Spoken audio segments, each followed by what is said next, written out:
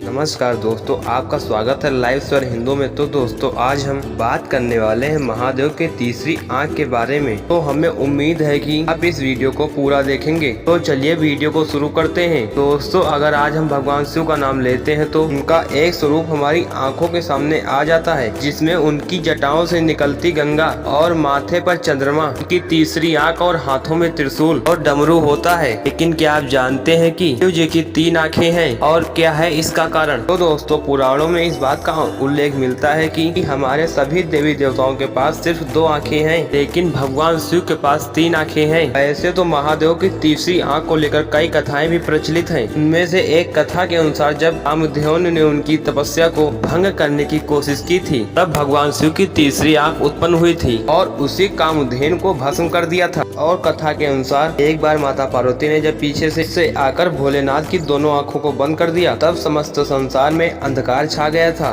संसार में प्रकाश करने के लिए भगवान शिव की तीसरी आंख खुल गई और फिर से चारों तरफ रोशनी ही रोशनी हो गई। कहते हैं कि शिव जी की एक आंख सूर्य है तो दूसरी आंख चंद्रमा है। इसलिए जब माता पार्वती जी ने उनके नेत्रों को बंद कर दिया था, चारों तरफ अंधकार ही फैल गया था। कहा जाता है कि शिव जी की तीसरी आंख का कोई अतिरिक्त अंग नहीं है, बल्कि ये उनकी दिव्य दृष्टि का प्रतीक है, जो आत्मज्ञान के लिए बेहद जरूरी है। भगवान शिव को संसार का संहारक कहा जाता है। जब जब संकट के बादल छाए, तब भोलेनाथ ने पूरे संसार को हराने से बचाया। और माना जाता है कि महादेव की तीसरी आंख से कुछ भी नहीं बच सकता है, कि यह आंख तब तक बंद रहती है जब तक उनका मन शांत रहता है, किंतु जब उन्हें क्रोध आता है तो उनके इस नेत्र से कोई नहीं बच सकता। शिव जी की तीसरी आंख हमें यह संदेश देती है कि हर व्यक्ति के पास 3 आंखें होती हैं। जरूरत होती है तो सही समय पर उसका उपयोग करने की। तीसरी आंख का आने वाले समय में की संकट से अवगत कराती है और सही गलत में फर्क भी बतलाती है और साथ में हमें रास्ता भी दिखलाती है। जीवन में जितनी बार परेशानियां आती हैं, हम उन्हें नहीं समझ पाते हैं। ऐसी परिस्थितियों में हमारा ये मार्गदर्शन करती है, धैर्य और सीख बनाए रखने के लिए हमें मदद करती है। भगवान शिव सौ जलने के बाद उस भस्म को अपने पूरे शरीर पर लगाते हैं। का यह अर्थ है कि हमारा शरीर नश्वर है, एक न एक दिन इस प्रकार राख हो जाएगा। इसलिए हमें भी इस पर घमंड नहीं करना चाहिए। साथ ही दुख और सुख जीवन का हिस्सा है, जो खुद को परिस्थितियों के अनुसार ढाल लेता है और उसका जीवन सफल हो जाता है, और यह उसका सबसे बड़ा गुण होता है। दोस्तों, हम आशा करते हैं कि हमारी बात आप लोगों को समझ में आई होगी। समझ में आई हो तो कमेंट में हर हर महादेव जरूर लिखें और चैनल को सब्सक्राइब करना बिल्कुल न भूलें।